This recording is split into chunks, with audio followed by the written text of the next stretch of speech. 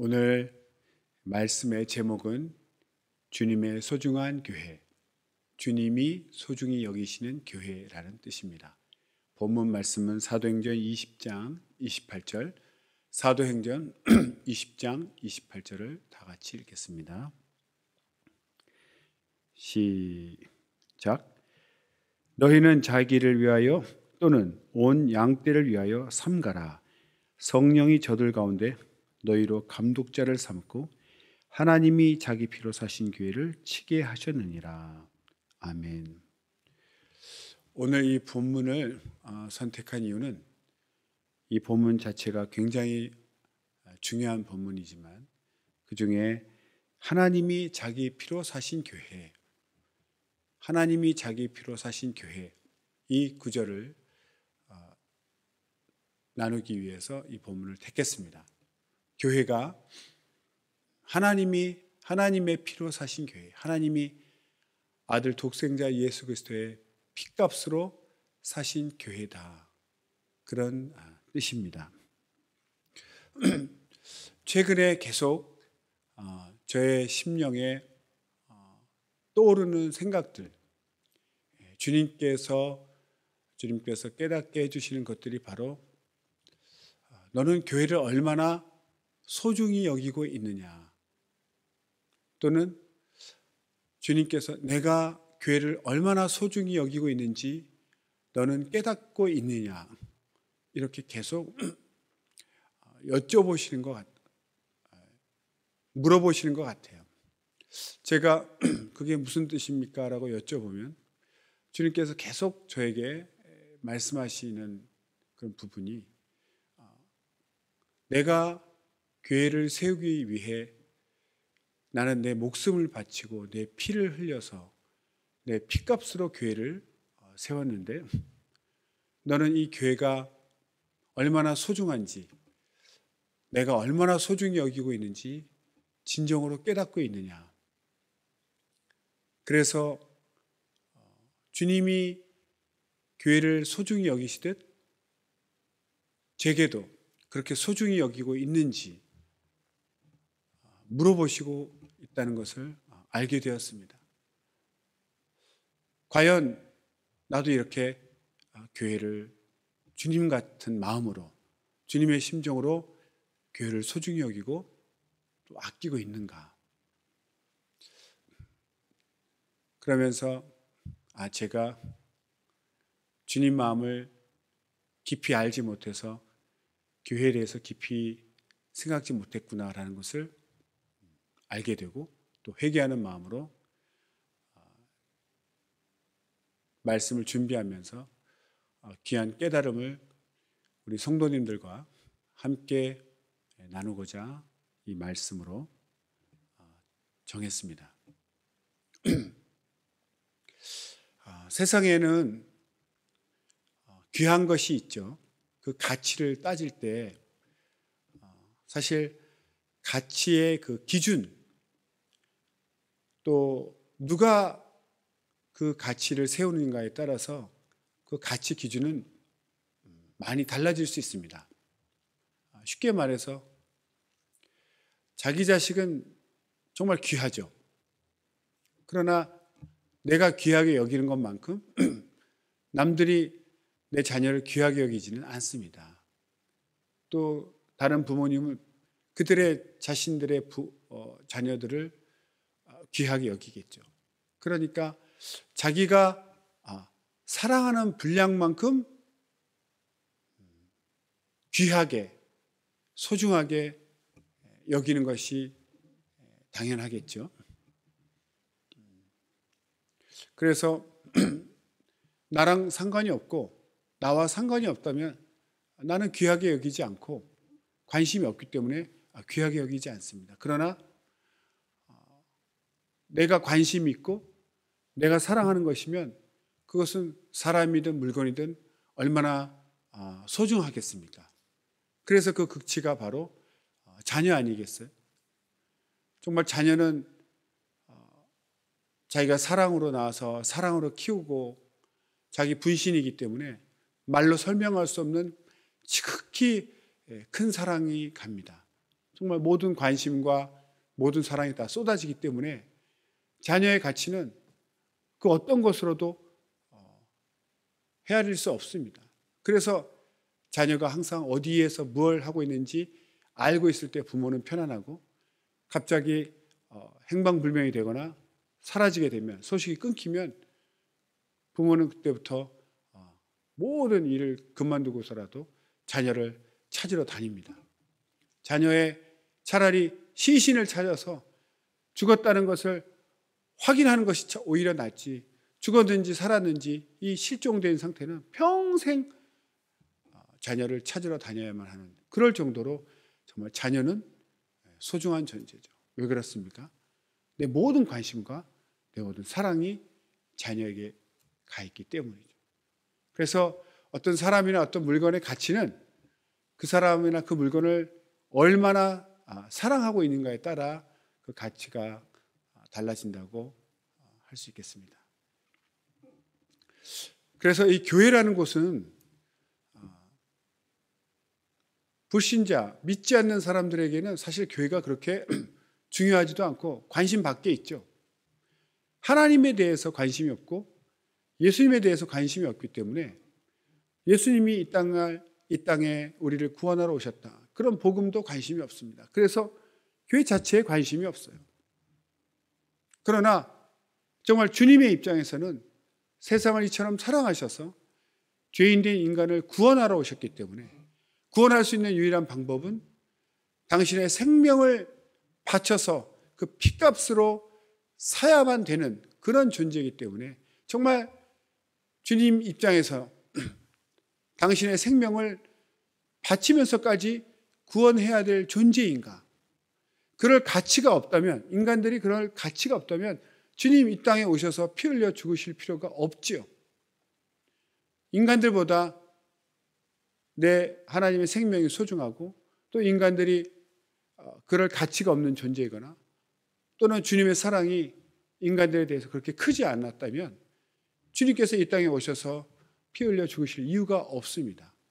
그런데 하나님은 인간들을 사랑하시되 목숨을 다하기까지 정말 사랑하셨기 때문에 유일한 방법이 바로 하나님의 생명, 그 피값을 주는 것인데, 그렇게 해서라도 인간을 구원할 만큼 우리 인간들을 사랑하셨죠.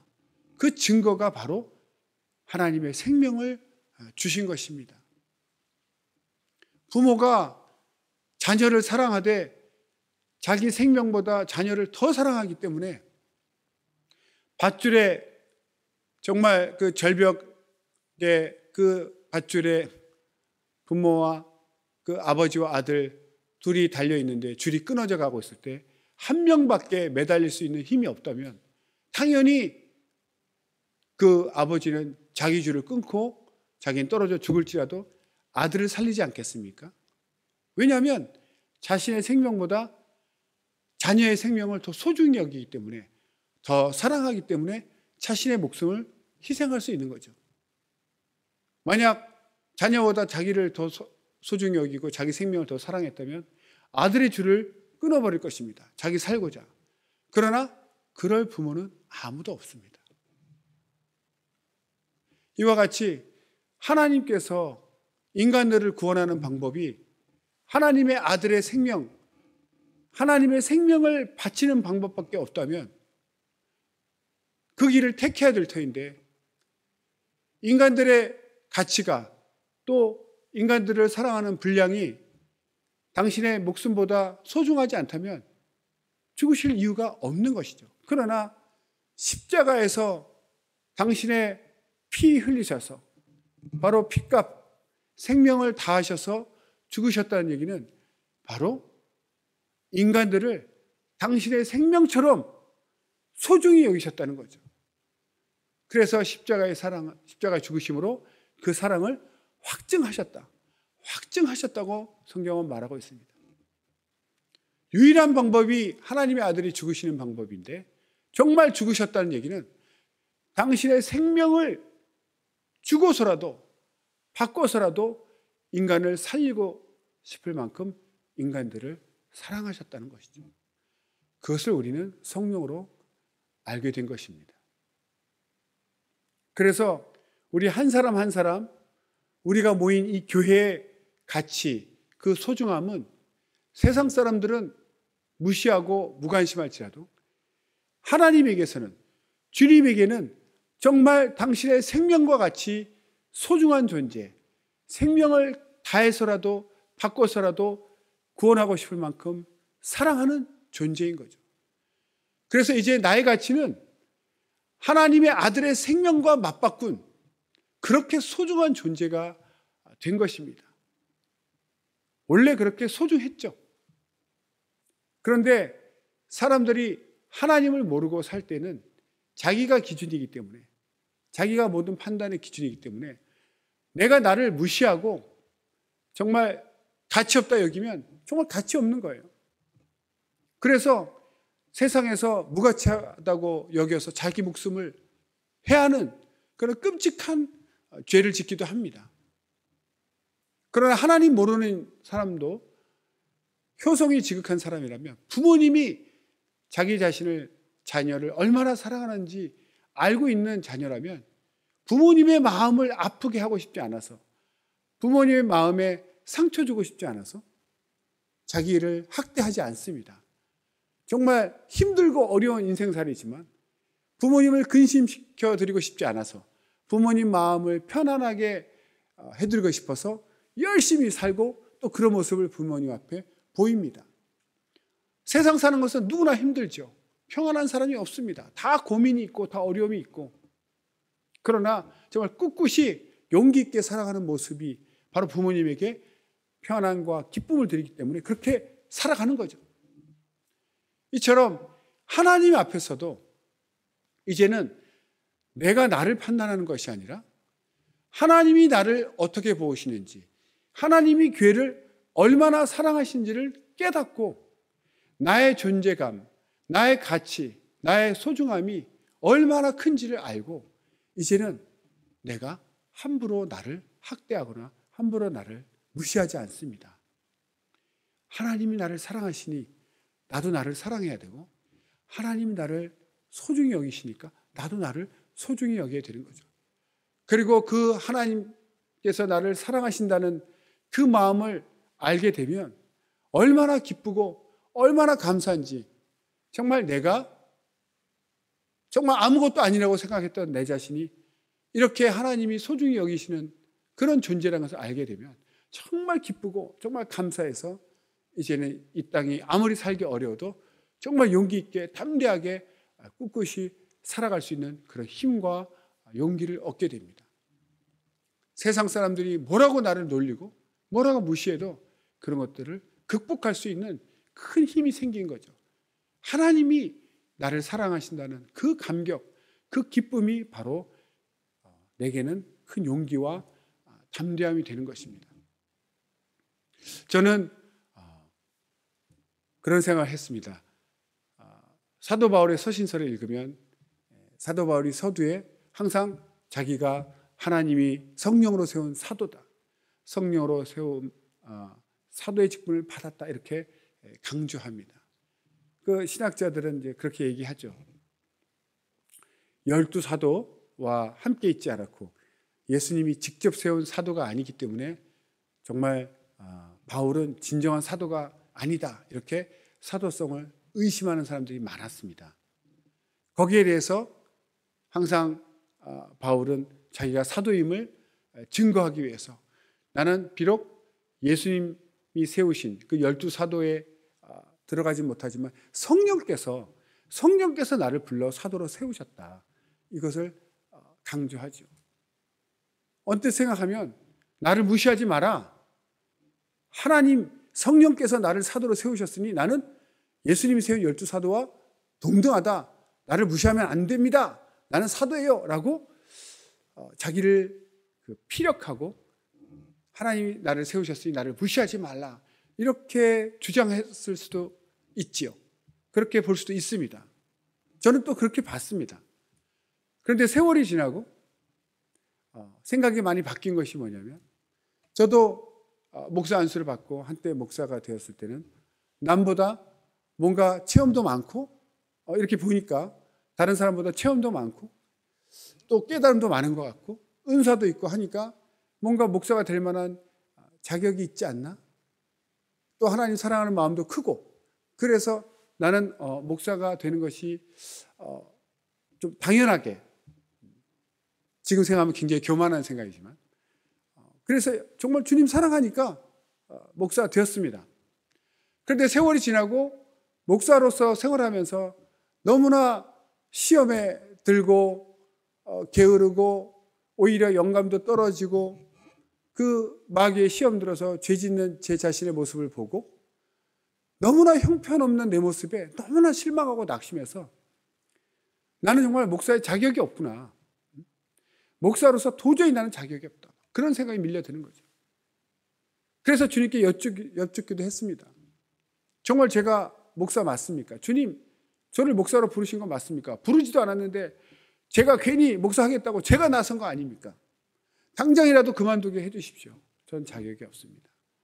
그렇게 주님 앞에 정말 이렇게 통곡도 하고 여쭙기도 했을 때 주님의 그 잔잔한 음성은 목사가 맞다는 거예요. 내가 너를 부른 것도 맞고 그런데 제가 기도했던 것처럼 그런 큰 것을 바라는 것은 아니시고 너는 나를 체험했고 나를 알고 주님의 마음을 알기 때문에 그걸 전하라고 세우셨다고 제게 말씀하셨어요. 그러니까 나의 어떤 능력, 나의 재능, 나의 달란트, 나의 은사, 나의 인격 이런 것들로 부르신 것이 아니라 내가 어떤 뛰어나서 훌륭해서 부르신 것이 아니라 제가 간절히 기도해서 응답받은 그 체험들 주님은 사랑이시구나. 우리 인간들을 사랑하시는구나. 저를 사랑하시는구나. 주님의 마음을 알게 되었는데 그 마음을 주님의 마음을 안 저에게 너는 이제 예수님 나를 알았으니 내 마음을 알았으니 그 마음을 전하라. 그 마음을 전하기 위해 저를 목사로 부르셨다는 거죠. 완전히 은혜였습니다. 제가 뭘 갖춰서 주님이 쓰신 것이 아니라 저는 볼 것이 없는데 유일하게 너에게 희망이 있다면 너는 나를 안다. 내 마음을 알고 내 마음을 깨달았으니 주님이 정말 세상을 얼마나 사랑하시는지 우리 영혼을 얼마나 사랑하시는지 그걸 내가 깨달았으니 그걸 전하라. 그걸 전하기 위해 저를 목사로 세웠다. 이렇게 말씀하셔서 저는 그 후로는 저는 자격이 없지만 주님이 불러주셔서 일합니다. 은혜로 이 직분을 감당하고 있습니다. 그렇게 제가 마음이 겸손하게 이렇게 바뀌고 회개하고 나니까 갑자기 사도 바울에 대한 마음도 생각이 바뀌었어요. 저 사도 맞습니다. 저를 무시하지 마세요. 이렇게 교만한 마음이 아니라 맞습니다. 전 사도 자격이 없어요. 예수님과 함께 있지도 않았고 예수님 만난 적도 없고 예수님이 세운 12사도에 들지도 못합니다.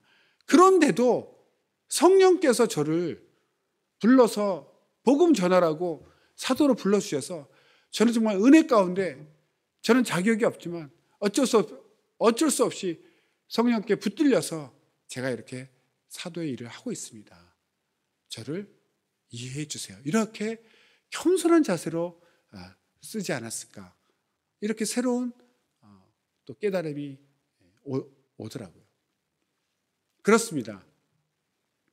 정말 우리가 알아야 될 것은 내가 무엇을 하든 주님께서 나를 얼마나 사랑하시는지 하나님께서 나를 살리기 위해서 목숨을 바쳤다는 것. 그래서 얼마나 나를 사랑하시는지 그 사랑을 확증하셨다는 것을 깊이 깨닫는 것이죠. 내가 정말 세상에서 잘난 것도 없고 정말 아무것도 아닌 존재인데 이런 나를 주님께서는 나를 사랑하시다니. 우리가 가족의 사랑이 얼마나 소중합니까? 세상에서는 일 제대로 못하고 실수하면 야단맞고 책임지라 그러고 압박받고 무시당하고 정말 인격이 무시당해서 손상된 마음으로 낙심돼서 오는데, 그래도 집에 오면 사랑하는 배우자가 힘내라 하고 자녀들도 힘내라 하고 부모님도 힘내라 하고 따뜻하게 나를 사랑해 주시지 않습니까? 내가 일을 잘하고 못하고에 상관없이 나를 따뜻하게 맞이해 주는 가족이 있기 때문에 그 가족의 위로와 그 사랑으로 정말 다시 용기를 내고 힘을 내서 세상에 또 뛰어들어서 또 일하고 욕먹고 야단맞고 실망하더라도 또 세상에 나아갈 수 있는 그 용기가 나를 무조건적으로 사랑해주는 가족이 있기 때문이죠. 이 가족의 사랑보다 더 큰 사랑이 바로 하나님의 사랑이라는 거예요. 그것은 체험한 사람은 알죠. 이렇게 나를 사랑하시다니.